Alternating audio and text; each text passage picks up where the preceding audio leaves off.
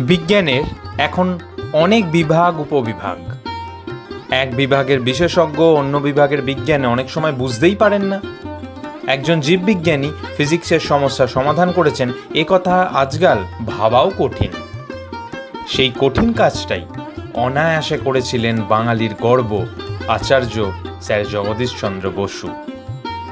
তিনি উদ্ভিদ বিজ্ঞানী হিসাবে যেমন গাছের প্রাণ আছে একথা বৈজ্ঞানিকভাবে প্রমাণ করেছিলেন, সেই তিনি আবার করেছিলেন রেডিও তরঙ্গ নিয়ে অত্যাধুনিক গবেষণা। জগদীশচন্দ্র বসুর গবেষণা সূত্র ধরেই বেতার যন্ত্র তৈরি করে মার্কনির নোবেল পাওয়া এবং জগদীশচন্দ্র বসুর নোবেল না পাওয়াকে নিয়ে বিস্তর বিতর্ক রয়েছে। আসুন এই ভিডিওতে আমরা এই বিখ্যাত বাঙালি বিজ্ঞানীর জীবন কাহিনী জেনে নিই। নমস্কার, সব বাংলা ভিডিও চ্যানেলে আপনাদের স্বাগত। আমাদের ভিডিও চ্যানেলে আমরা নিয়মিত তথ্যমূলক ভিডিও প্রকাশ করে থাকি। এই ধরনের তথ্যমূলক ভিডিও ভালো লাগলে লাইক করে আমাদের উৎসাহ দিন। আচার্য জগদীশচন্দ্র বসু হলেন একজন প্রখ্যাত বাঙালি পদার্থবিদ, উদ্ভিদবিদ এবং জীববিজ্ঞানী, যিনি প্রথম প্রমাণ করেছিলেন গাছের প্রাণ আছে। এছাড়াও তিনি অতি ক্ষুদ্র তরঙ্গ মানে মাইক্রোওয়েভ এবং রেডিও তরঙ্গ সম্পর্কে গবেষণায় অত্যন্ত গুরুত্বপূর্ণ অবদান রেখেছেন। ভারতের আধুনিক বিজ্ঞান চর্চা ও বাংলা ভাষায় কল্পবিজ্ঞান গল্পের জনক হিসাবে তাঁকে মনে করা হয়। 1858 সালে 30 নভেম্বর বর্তমান বাংলাদেশের ময়মনসিংহ জেলার বিক্রমপুরের রাড়িখালে জগদীশচন্দ্র বসুর জন্ম হয়। তাঁর বাবার নাম ভগবান চন্দ্র বসু এবং মায়ের নাম বামাসুন্দরী দেবী। ভগবানচন্দ্র বসু ব্রাহ্ম সমাজের একজন গুরুত্বপূর্ণ সদস্য ছিলেন ও কর্মসূত্রে ফরিদপুরের ডেপুটি ম্যাজিস্ট্রেট ছিলেন এবং পরে অ্যাসিস্ট্যান্ট কমিশনার হন। জগদীশচন্দ্রের বাবা মনে করতেন মাতৃভাষা শেখা অত্যন্ত জরুরি, তাই জগদীশচন্দ্রের প্রাথমিক শিক্ষা শুরু হয় একটি বাংলা মাধ্যম স্কুলে।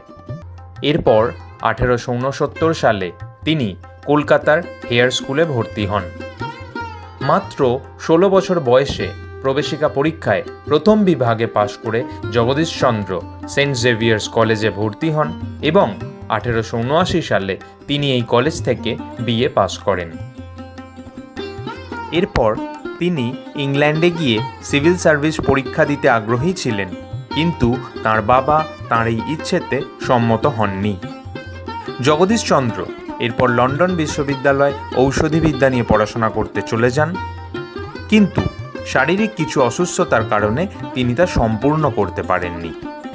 এরপর তিনি ইংল্যান্ডের কেমব্রিজ বিশ্ববিদ্যালয় ক্রাইস্ট চার্চ কলেজে তাঁর জামাইবাবু আনন্দমোহন বসুর সুপারিশে প্রকৃতিবিদ্যা নিয়ে পড়াশোনা শুরু করেন। সেখানে তিনি নোবেলজয়ী বিজ্ঞানী লর্ড র্যালের সঙ্গে গবেষণার কাজ করেন। এখান থেকে তিনি দ্বিতীয়বার বিএ পাস করেন। এরপর 1884 সালে তিনি লন্ডনের ইউনিভার্সিটি কলেজ থেকে বিএসসি পাস করেন। সেই সময় লন্ডনে তাঁর শিক্ষকদের মধ্যে অন্যতম ছিলেন Michael Frost, Francis Balfour, Francis Darwin, James Dewar ও আরও অনেকে।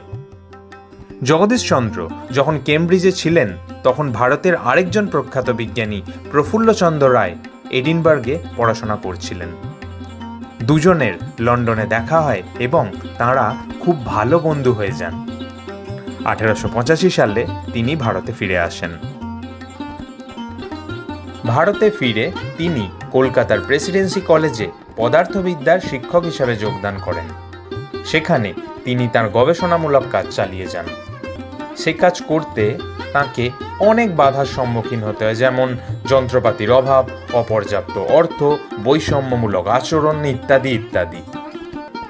সেখানে তাঁর ছাত্রদের মধ্যে অন্যতম ছিলেন সত্যেন্দ্রনাথ বসু, মেঘনাথ সাহা, জ্ঞানচন্দ্র ঘোষ, প্রশান্তচন্দ্র মোহলানবিশ, শিশির কুমার মিত্র, দেবেন্দ্রমোহন বসু সহ আরও অনেকে। পরবর্তীতে তাঁরা সবাই বিজ্ঞানের বিভিন্ন ক্ষেত্রে তাঁদের নিজস্ব অবদান রাখেন। তিনি তড়িৎচুম্বকীয় তরঙ্গ, ক্ষুদ্র তরঙ্গ সম্পর্কে গুরুত্বপূর্ণ গবেষণা করেন এবং সেই সূত্র ধরেই বেতার কারিগরির সূচনা হয়। তিনি একটি ছোট্ট যন্ত্র তৈরি করেন যা দিয়ে 0.5 সেন্টিমিটার থেকে 2.5 সেন্টিমিটার দৈর্ঘ্যের ছোট তড়িৎচুম্বকীয় তরঙ্গ বোঝা যায়। 1894 সালে তড়িৎচুম্বকীয় তরঙ্গের ওপর গবেষণার কাজ তিনি শুরু করেন। এর ফলশ্রুতি হিসাবে 1896 সালে লন্ডন ইউনিভার্সিটি থেকে তিনি ডক্টর অফ সায়েন্স উপাধি পান। জগদীশচন্দ্র বায়োফিজিক্স নিয়ে বেশ কিছু গুরুত্বপূর্ণ কাজ করেন। গাছেদের আচরণ এবং তাদের মধ্যে প্রাণের অস্তিত্ব সম্পর্কে তিনি প্রথম সচেতন করেন। তিনি গাছেদের মধ্যে হেলিওট্রপিক অর্থাৎ যার দ্বারা একটি গাছ আলোর দিকে তার শাখা প্রশাখা বাড়িয়ে দেয় আবিষ্কার করেন। প্রথম তিনিই গাছেদের টিস্যুর ওপর মাইক্রোওয়েভের প্রভাব এবং এর ফলে কোষ পর্দার সম্ভাব্য পরিবর্তন পর্যবেক্ষণ করেন। তিনি চৌকোমুখ সম্পন্ন ফানেল আকৃতির একটি হর্ন অ্যান্টেনা আবিষ্কার করেন, যা আজ বিশ্বে যুদ্ধকালীন যোগাযোগের জন্য অপরিহার্য। এছাড়াও তিনি অনেক ধরনের রিসিভার তৈরি করেন যা আজও বহু ক্ষেত্রে ব্যবহার করা হয়। 1894 সালের নভেম্বর মাসে জগদীশচন্দ্র তাঁর আবিষ্কৃত তরঙ্গ দৈর্ঘ্যের মাধ্যমে কলকাতা টাউন হলে গান পাউডার প্রজ্বলিত করেন এবং টাউন হল থেকে 75 ফুট দূরে অবস্থিত একটি ঘণ্টা বাজিয়ে তার শব্দ শ্রোতাদের শোনাতে সক্ষম হন। তিনি এর উপরে একটি প্রবন্ধ লেখেন যার নাম অদৃশ্য আলোক, ইনভিজিবল লাইট। 1895 সালের মে মাসে তিনি তার প্রথম গবেষণাপত্র on polarisation of electric rays by double refracting crystals প্রকাশ করেন। সেই বছরই অক্টোবর মাসে তার দ্বিতীয় গবেষণাপত্রটি লর্ড র্যালের মাধ্যমে পৌঁছায় লন্ডনের রয়্যাল সোসাইটিতে।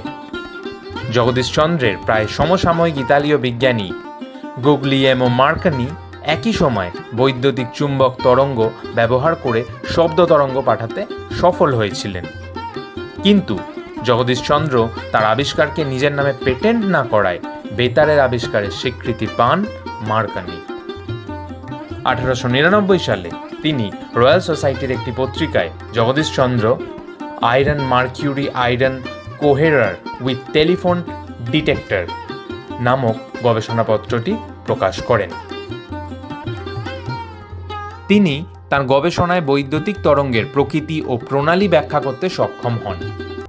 1901 সালে তিনি ভিন্ন অবস্থায়, ভিন্নভাবে এবং ভিন্ন সময়ে কোষ মেমব্রেনের সম্ভাবনা পর্যবেক্ষণ করে প্রমাণ করেন যে উদ্ভিদ ও প্রাণীর মতো বাইরের প্রভাবকের প্রভাবে সাড়া দিতে পারে। তারা ব্যথা অনুভব করতে পারে, আনন্দ অনুভব করতে পারে এবং আরও অন্যান্য অনুভূতিও তাদের মধ্যে হয়।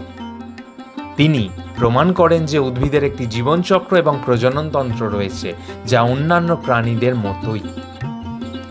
তাঁর এই গবেষণাপত্র তখন লন্ডনের রয়্যাল সোসাইটিতে প্রকাশ পেয়েছিল। উদ্ভিদ যে তাপ, শীত, আলো, শব্দ এবং অন্যান্য অনেক বাইরের স্পন্দনে সাড়া দিতে পারে সেই কথা তিনি তাঁর আবিষ্কৃত ক্রেস্কোগ্রাফ নামক একটি বিশেষ যন্ত্রের সাহায্যে প্রমাণ করেন। 1917 সালে জগদীশচন্দ্র বসু বিজ্ঞান মন্দির প্রতিষ্ঠিত করেন। এটি ভারতের অন্যতম প্রাচীন বিজ্ঞান চর্চা কেন্দ্র। প্রথম 20 বছর তিনি এই প্রতিষ্ঠানের অধ্যক্ষ ছিলেন। পরে এই প্রতিষ্ঠানটি বোস ইনস্টিটিউট নামে বিখ্যাত হয়। প্রখ্যাত নারীবাদী এবং সমাজকর্মী অবলা বসুর সঙ্গে জগদীশচন্দ্র বসুর বিবাহ হয়। ভগিনী নিবেদিতা জগদীশচন্দ্রকে খুব স্নেহ করতেন এবং তিনি তাকে অনেক সময় তার কাজের জন্য অর্থ সাহায্য করতেন। জগদীশচন্দ্রের সাথে রবীন্দ্রনাথের বন্ধুত্বপূর্ণ সম্পর্ক ছিল। তিনি সাহিত্য চর্চাও করতেন। 1896 সালে তিনি নিরুদ্দেশের কাহিনী নামের একটি সায়েন্স ফিকশন লেখেন। বাংলা সাহিত্যে এটি প্রথম সায়েন্স ফিকশন। এছাড়াও তিনি অব্যক্ত, পলাতক তুফান, ভাগীরথীর উৎস সন্ধানে ইত্যাদি নামের আরও বেশ কিছু বই লেখেন। 1937 সালের 23 নভেম্বর 78 বছর বয়সে জগদীশচন্দ্র বসুর মৃত্যু হয়।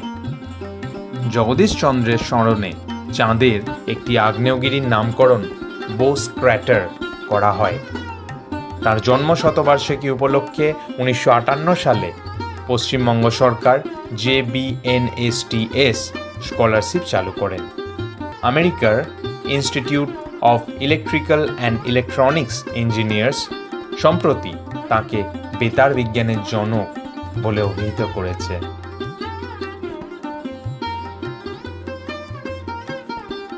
ভিডিওটি আপনাদের কেমন লাগলো আমাদের কমেন্ট করে জানান। এই ধরনের ভিডিও নিয়মিত পেতে আমাদের ইউটিউব চ্যানেলটি সাবস্ক্রাইব করুন আর আমাদের ফেসবুক পেজ লাইক করুন।